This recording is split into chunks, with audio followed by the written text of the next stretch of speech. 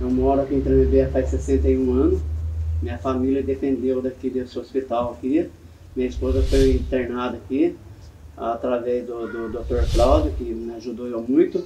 E eu não esperava que chegava nesse ponto, esse hospital aqui, que o povo de Tremembé, o povo de outra cidade, dependia desse hospital aqui. Nossa, era maravilhoso esse hospital aqui, não tinha que reclamar desse hospital aqui. Na época do Dr. Júlio Vieira, eu trabalhei na prefeitura, esse hospital aqui era 10. Espero, tenho fé em Deus que volta a reabrir de novo. O povo cidadão de Tremembé e para a região também. Olá pessoal, tudo bem? Eu sou o David Mendes do Histórias Perdidas e hoje eu estou aqui no Hospital Bom Jesus em Tremembé. Quer dizer, era o Hospital Bom Jesus de Tremembé. Ele funcionou durante muitos anos e foi uma referência no Vale do Paraíba como maternidade. É isso mesmo. E agora ele está fechado já há alguns anos e infelizmente não se nascem mais tremembeenses aqui na cidade. Vocês conhecem aquela historinha de 1001 Noites da Sherazade? Pois bem, eu vou fazer um resumo para vocês dessa lenda. Há muitos e muitos anos existiu um rei muito poderoso.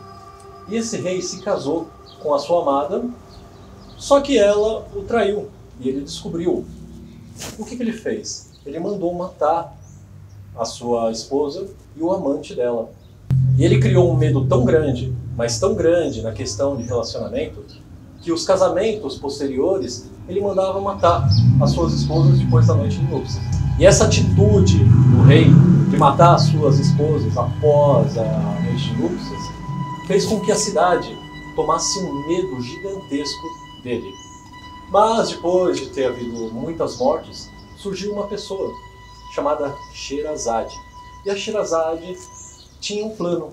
Ela decidiu se casar com esse rei tirano a contragosto do pai, que também tinha muito medo do que poderia acontecer com a filha depois da noite de núpcias. Só que o plano dela, olha que bacana que foi.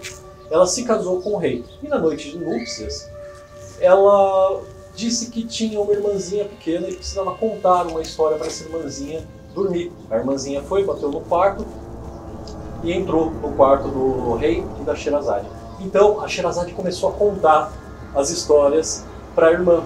Só que eram histórias tão interessantes, que o rei queria saber a continuação dessa história. Só que a história, a Sherazade ia continuar no dia seguinte. Resumindo, durou 1001 noites.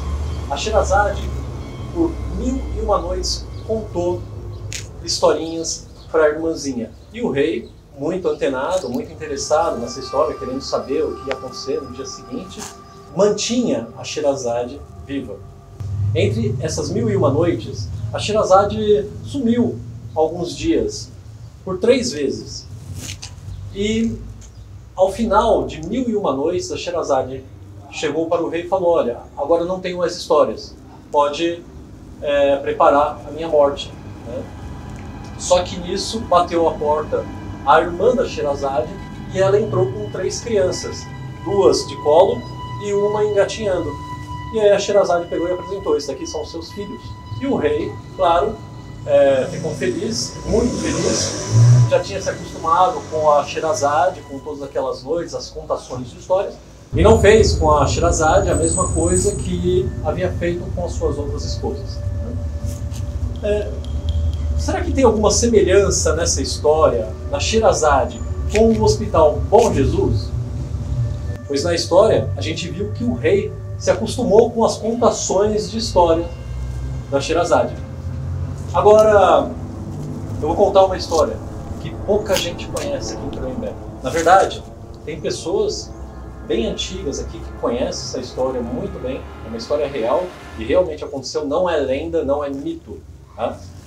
Só que, por medo, essas pessoas não contam. Aqui no Hospital Bom Jesus, funcionou como maternidade. E quem tomava conta do hospital eram as freiras. Existem alguns relatos de pessoas dizendo que essas freiras não eram lá muito boazinhas. Mas o fato é que aqui no Hospital Bom Jesus existia um poço. E nesse poço, quando acontecia aqui no hospital algum aborto, o feto era lançado dentro do poço. É isso mesmo. não só fetos, mas também curativos, restos cirúrgicos, né? Seringas, tudo era lançado nesse poço. Essa história do poço veio à tona quando um senhor daqui da cidade de Tremembé inventou um dispositivo. E esse dispositivo foi inventado por ele para economizar água, para indicar vazamentos nas cisternas, nas caixas d'água. Ele patenteou esse dispositivo e começou a distribuir em algumas instituições para fazer o teste. E uma dessas instituições era este poço daqui, era o Hospital Bom Jesus. Então ele instalou esse dispositivo no poço e constatou que havia um vazamento, só que ele foi além. Ele descobriu que o lençol freático aqui do Hospital Bom Jesus estava contaminado. É uma história um pouco macabra, mas é muito interessante, foi um fato histórico. E agora, na sequência, eu vou deixar um vídeo sobre o Hospital de Campos do Jordão. Se vocês perceberem, tem uma certa semelhança no Hospital de Campos do Jordão, que foi a Santa Casa, que foi uma referência aqui no Vale do Paraíba também como maternidade, e este Hospital Bom Jesus daqui de Tremembé. A entrevista do Hospital Santa Casa de Campos do Jordão, quem forneceu para a gente foi o historiador Edmundo Rocha. Vejam a semelhança. Lá nesse hospital, infelizmente, hoje funciona um desmanche de veículos. Curtam o canal, se inscrevam, compartilhem com seus amigos e olha, não esqueçam de clicar aqui nos cards que tem muita coisa interessante. Obrigado e até mais. Então, a Santa Casa de Campos do Jordão, na realidade, ela foi construída na década de 30, né? E num terreno que foi doado pelo João Rodrigues da Silva, que era o João Maquinista, né? Que se chamava João Maquinista. Ele era maquinista, mas não era porque ele trabalhou em estrada de ferro, não. Ele era maquinista porque ele trabalhava com máquinas de fazer tijolos, né? E ele fabricava, tinha olaria, né? E o João Maquinista acabou ficando muito rico, né? Porque ele já tinha condição financeira muito boa e o sogro dele, quando faleceu, ainda deixou ele melhor de vida ainda. Então ele que doou praticamente as terras onde foi construída a Santa Casa, na década de 30. Ele ajudou muito a construir a Santa Casa. Agora, quem foi um dos braços direitos da construção da Santa Casa foi o governador Adhemar de Barros e a dona Leonor Mendes de Barros. A dona Leonor já tinha construído aqui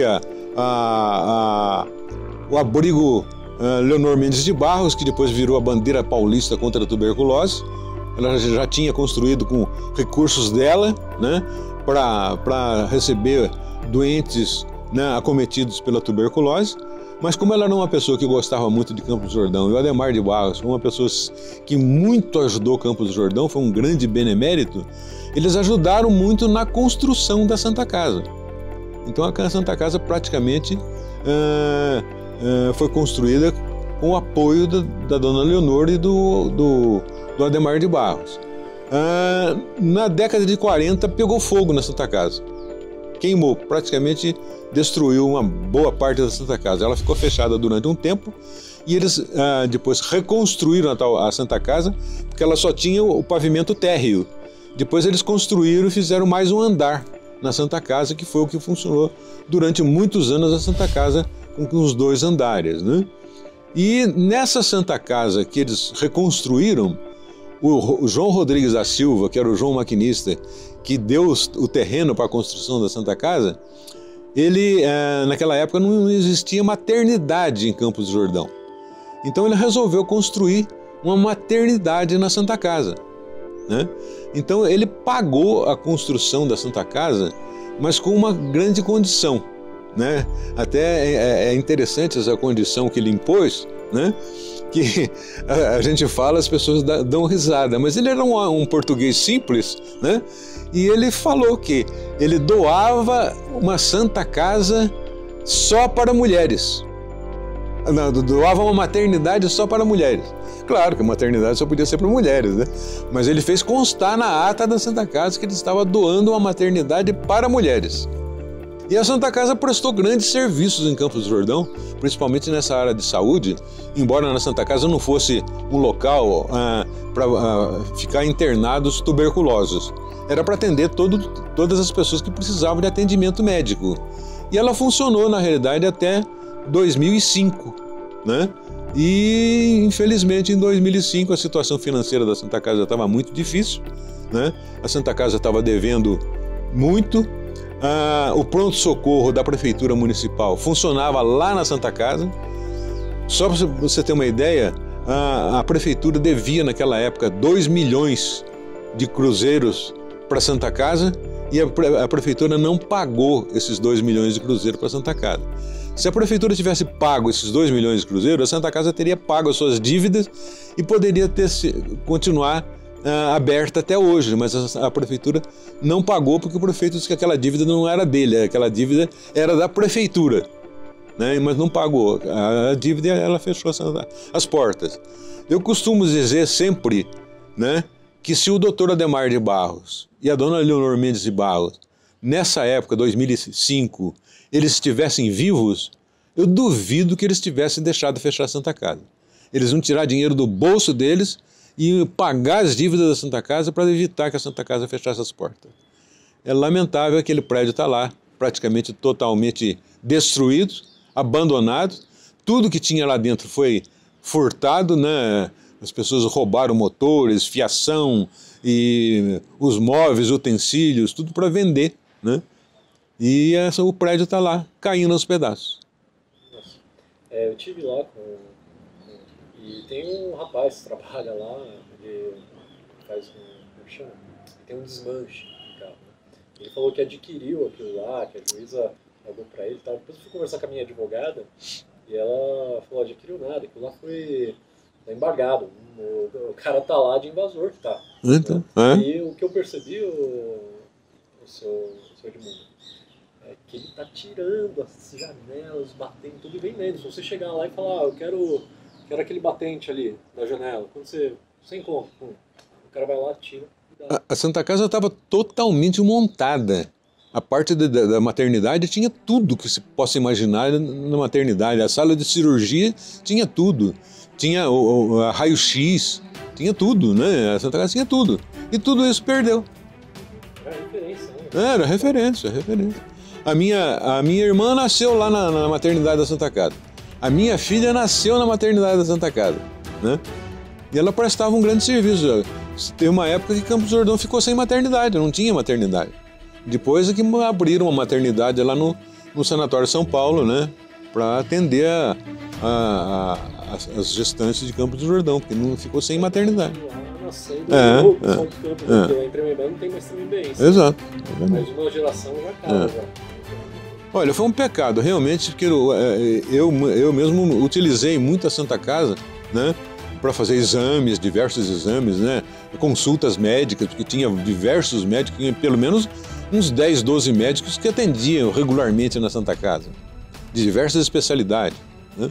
Eu mesmo procurei diversas vezes médico lá para fazer consulta, fazer exames, raio-x, né, radiografia, etc., lá na Santa Casa. Infelizmente acabou tudo.